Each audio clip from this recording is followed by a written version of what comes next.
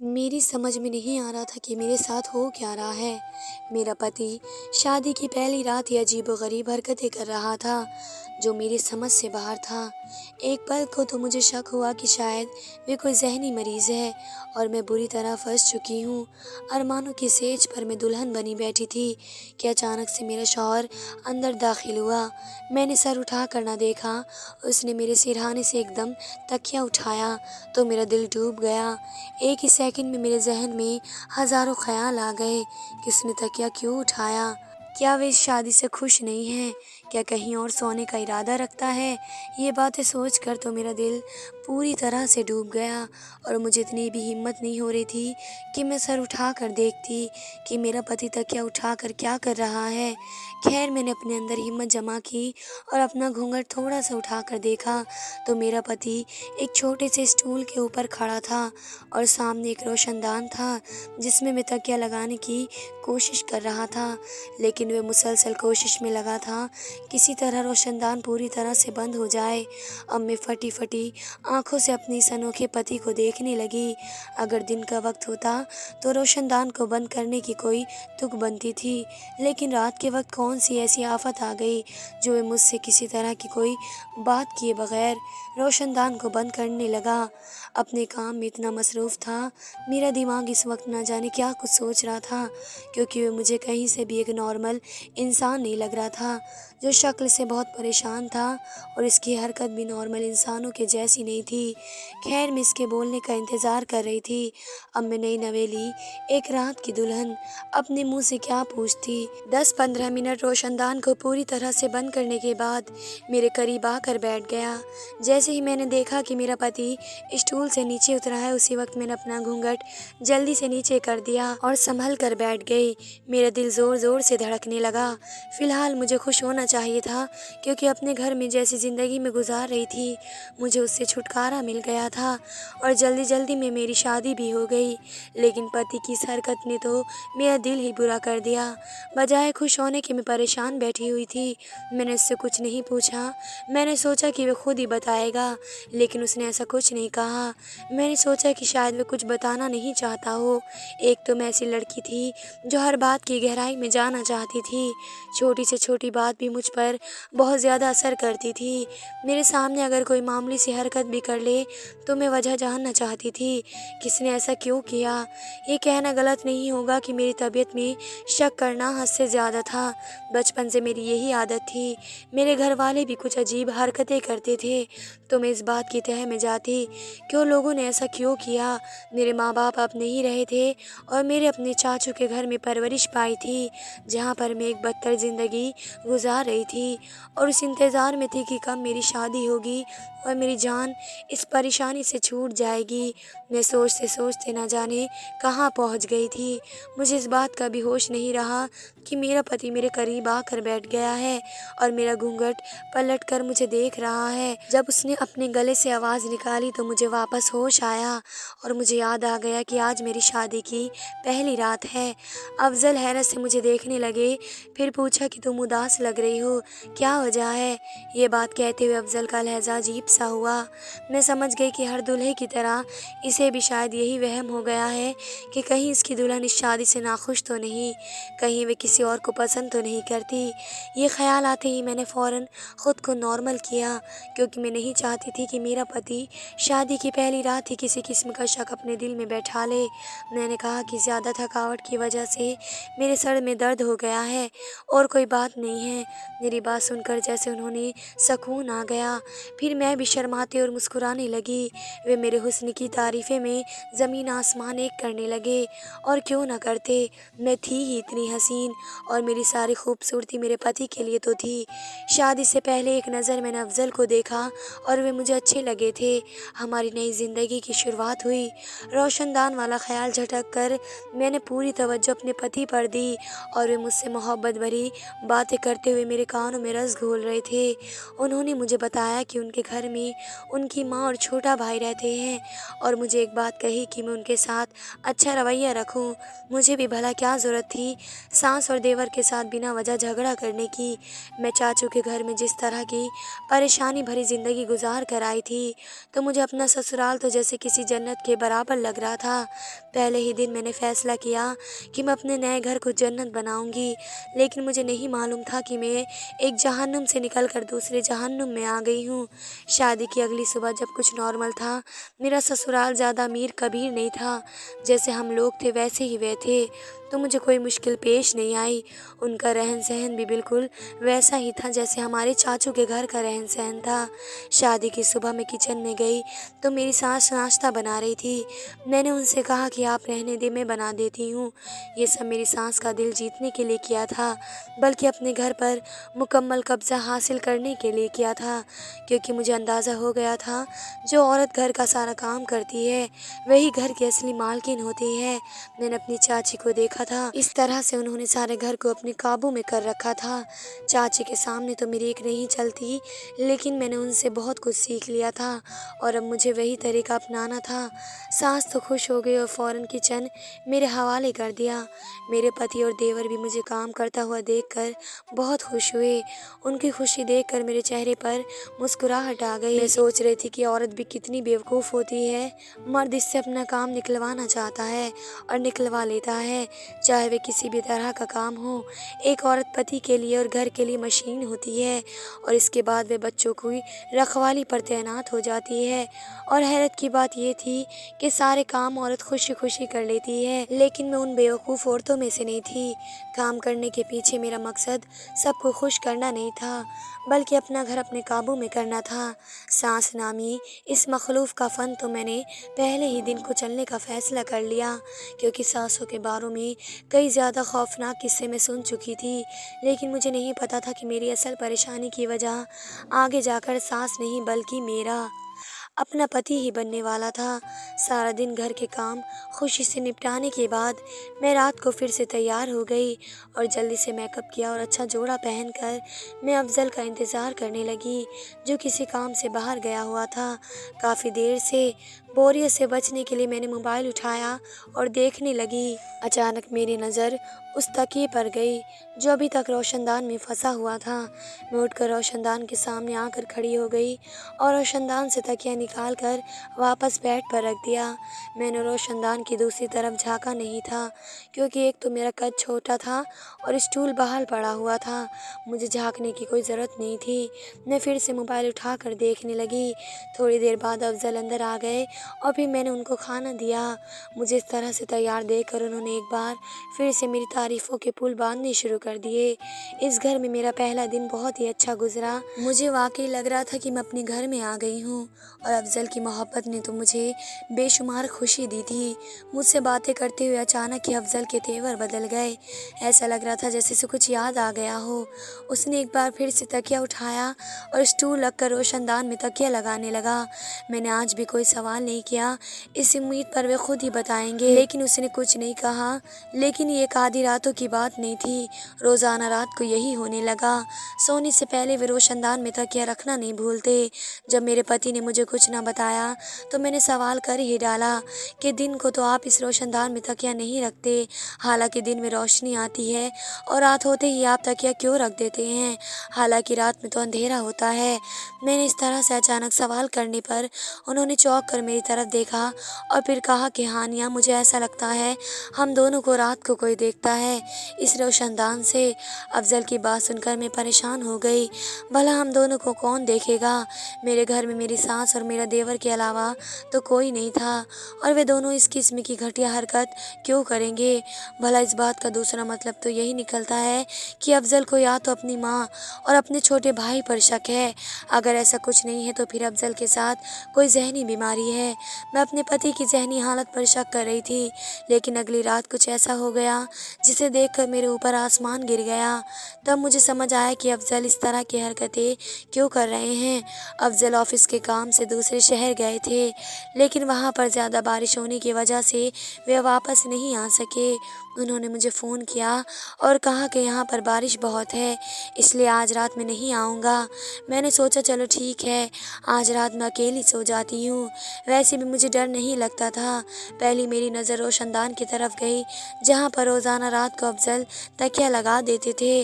रोशनदान को देखकर मेरे चेहरे पर मुस्कुराहट आ गई और अपने पति की सादगी और खौफ पर मुझे हंसी आ रही थी, क्योंकि हमारे घर में कोई भी ऐसा नहीं था जो इस किस्म की हरकत कर सके। मैं बेफिक्र थी और मैंने इसे सिर्फ अफ़ज़ल का वहम समझा और कुछ नहीं। लेकिन अगले ही पल मेरे ख़यालात बिल्कुल बदल गए। जब मैंने बत्ती बुझाकर सोने की कोशिश की तो मुझे रोशनदान की तरफ से कुछ आवाज़ सुनाई थी, जैसे कि वहाँ कोई खड़ा हो। जो कभी ना डरती थी, अचानक से दिल ज़ोर ज़ोर से धड़कने लगा और मैं परेशान हो गई कि रात के इस पहर जब घर वाले सब सो रहे हैं तो घर की पिछली तरफ कौन हो सकता है। धड़कते दिल के साथ मैंने स्टूल रखा और थोड़ा सा ऊपर होकर रोशनदान के पीछे झाँका तो सामने का मंजर देखकर मेरी रूह फना हो गई। सामने मुझे एक वजूद नज़र आया जिसे अपने आप को शॉल में लपेटा हुआ था, लेकिन देखने से मुझे अंदाज़ा हो रहा था कि ये कोई लड़की थी। ये मंज़र देखकर तो मेरे ऊपर आसमान गिर गया और मुझे सारी बात समझ में आ गई कि रोशनदान वाली बात, यानी कि अफ़ज़ल का इस तरह से तकिया रखना बेमतलब नहीं था और ना ही उन्हें कोई वहम था, बल्कि उन्हें बिल्कुल यकीन था कि वहाँ से कोई झाँकता है। मैं घर के पिछले हिस्से की तरफ भागी कि देख सकूं कि वे लड़की कौन है। जब मुझे यकीन हो गया कि वे लड़की ही है, तभी मैं पीछे गई, वरना किसी मर्द को देखकर तो मेरी हिम्मत नहीं होती कि मैं इस तरह से आधी रात को घर के पिछले हिस्से की तरफ जाती जहां पर रोशनदान था। मुझे देखकर वह जो भी थी भागने की कोशिश कर रही थी कि अचानक मैंने उसका शॉल पकड़ लिया। इसके वजूद से शॉल को अलग किया तो इस लड़की को देखकर मेरे हैरत की इम्तहा न रही। वह लड़की कोई और नहीं बल्कि मेरी अपनी छोटी बहन राहिमा थी। हाँ, मेरी अपनी सगी बहन राहिमा, जिसकी उम्र इस वक्त 18 साल थी। वे मुझसे 4 साल छोटी थी। मेरी उम्र 23 साल की थी। मैं हैरान थी कि आखिर ऐसा क्या आफत आ गई कि आधी रात को वे जब यहाँ आई थी, मुझे देखकर उसने एक बार फिर से भागने की कोशिश की, लेकिन मैंने उसका बाजू पकड़ लिया और उसे खींचते हुए अपने कमरे तक लाई और गुस्से से सवाल किया। मैंने उससे पूछा कि राहिमा, क्या हरकत है? आधी रात को तू मेरे घर में और वह भी मेरे कमरे में झांक रही थी। मैं और मेरा पति के कमरे में झांकते हुए तुझे शर्म नहीं आई? इससे सवाल कर रही थी और एक ही पल में हज़ारों सवाल मेरे जहन में आने लगे। ये सब क्या हो रहा था? मेरी समझ से बाहर था। मैं इस वक्त वहाँ पर किसी को भी तसव्वुर कर सकती थी, लेकिन मेरे ज़हनो गुमान में ये नहीं था कि मेरी छोटी बहन जो सिर्फ 18 साल की थी वे ये हरकत करेगी। मेरी बात सुनकर उसने दोनों हाथों में अपना चेहरा छुपा लिया और फूट फूट कर रोने लगी। हम दोनों बहनें बहुत खूबसूरत थी क्योंकि हमारी माँ हसीन थी। राहिमा के लंबे बाल इस वक्त जूड़े से खुलकर उसकी कमर पर बिखरे हुए थे और मैं उसका हुस्न देख रही थी। वे क्यों रो रही थी मुझे समझ नहीं आ रहा था। मुझे कुछ बता भी नहीं रही थी, बस रोई जा रही थी। इतनी ज़्यादा दिलेर हो गई हो तुम कि आधी रात को अपने घर से मेरे घर तक आ गई और तुम्हें किसी ने देखा भी नहीं।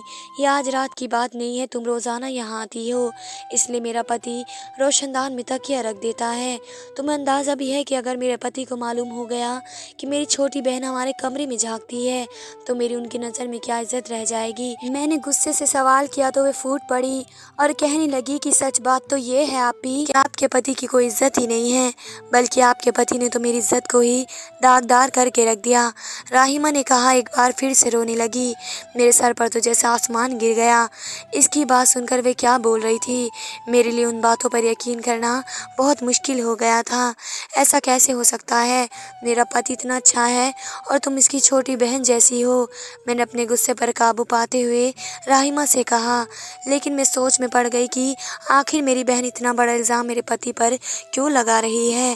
भला मेरे पति के साथ तो मैंने चंद दिन ही गुजारे थे इस घर में, लेकिन अपनी बहन के साथ तो मैंने 18 साल गुजारे थे।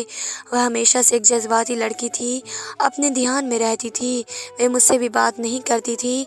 मैंने उसे कई मर्तबा अपने करीब करने की कोशिश की, लेकिन हम दोनों चाचा के घर में रहते थे, तो बेहतर यही होगा कि हम आपस में दोस्ती करें। लेकिन हमारे बीच हमेशा उसने खुद ही फासला रखा। लेकिन इतना तो मैं जानती थी कि वे झूठ नहीं बोल सकती है। अगर वे सच बोल रही थी तो फिर आधी रात को वहाँ क्या कर रही थी? सबसे बड़ा सवाल तो ये था जिसका जवाब मुझे राहिमा से चाहिए था। काफ़ी देर रो लेने के बाद उसने बताया, अब्बी जब आपका रिश्ता आया था तो मैं अफजल भाई के पास गई थी उनको पानी देने के लिए, और इसी वक्त इस शख्स की बुरी नज़र मुझ पर पड़ गई। उस दिन के बाद उसने मेरा जीना अजाब कर दिया। आपकी शादी 3 महीने बाद ही हुई थी और 3 महीनों में हर तरह से आपके पति ने मुझे परेशानी पहुंचाई। मैं छोटी थी, बेवकूफ़ थी, इनकी मोहब्बत भरी बातों में आ गई और अपना सब कुछ गंवा दिया। आपका पति मुझे ब्लैकमेल करता है। इसके पास मेरी कुछ तस्वीरें हैं जो सही नहीं हैं।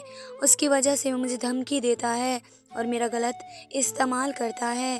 मैंने उससे कहा कि मुझसे शादी कर लो इससे पहले कि तुम्हारी शादी मेरी अप्पी से हो जाए, लेकिन उसने मुझसे शादी नहीं की।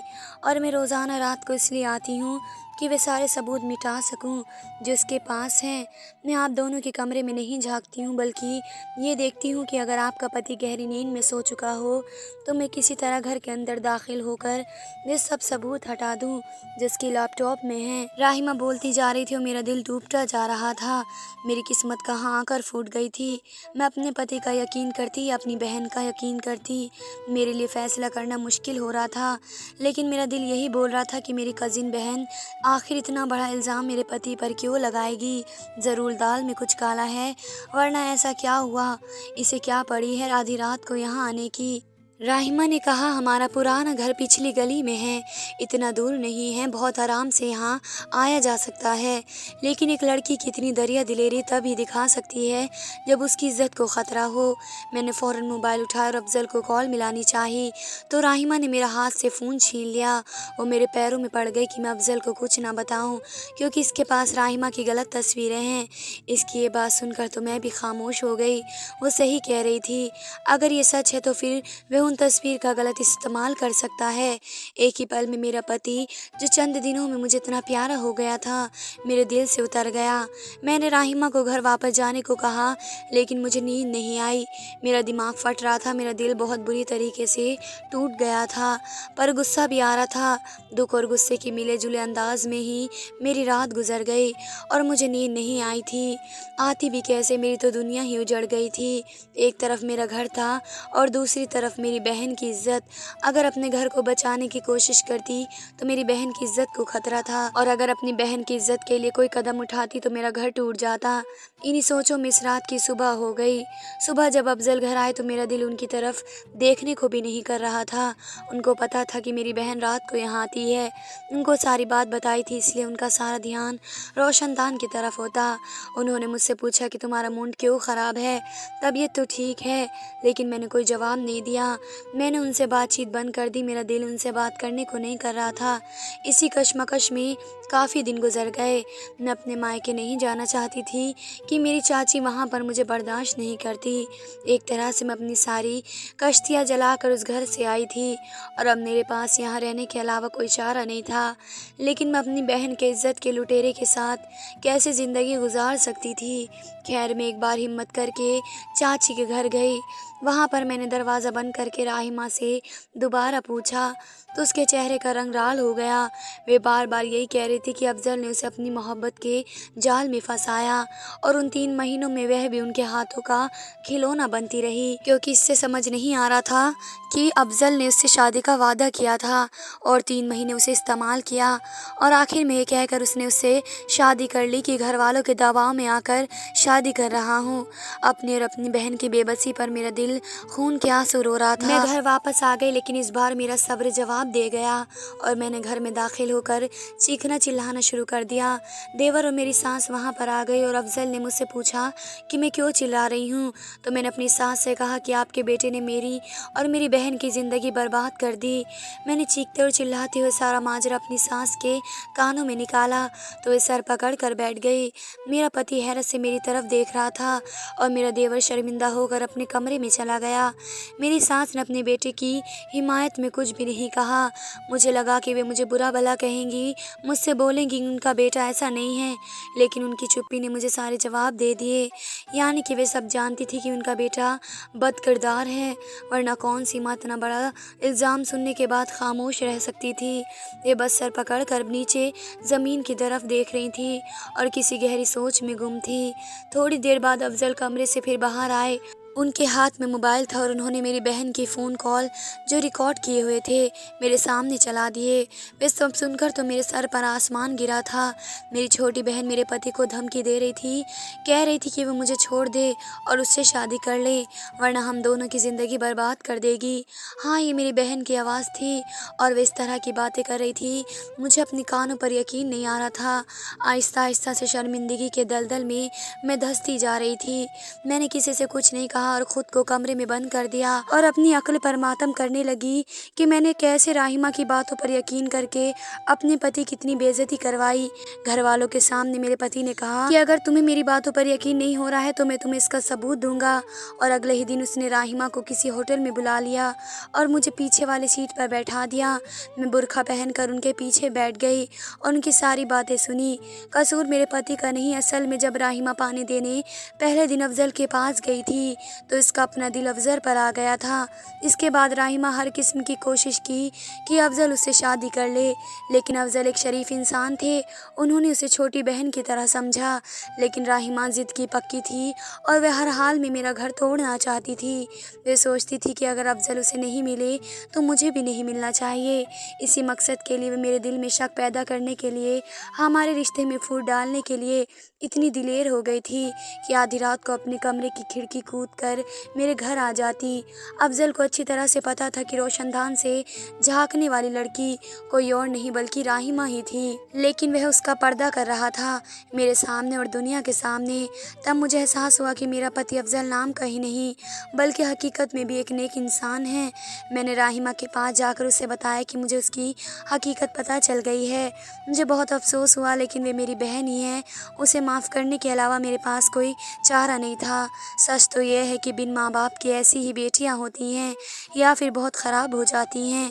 राहिमा को मैंने बहुत समझाया, लेकिन उसे असर तब हुआ जब मुझे और अफ़ज़ल को ऊपर वाले ने चाँद सा बेटा दिया और इसे समझ आ गया कि उसका अब कुछ नहीं होने वाला, तो उसने अपनी पढ़ाई पूरी करके शादी कर ली। अब मैं और मेरा पति बहुत सुकून से ज़िंदगी गुजार रहे हैं। धन्यवाद दोस्तों।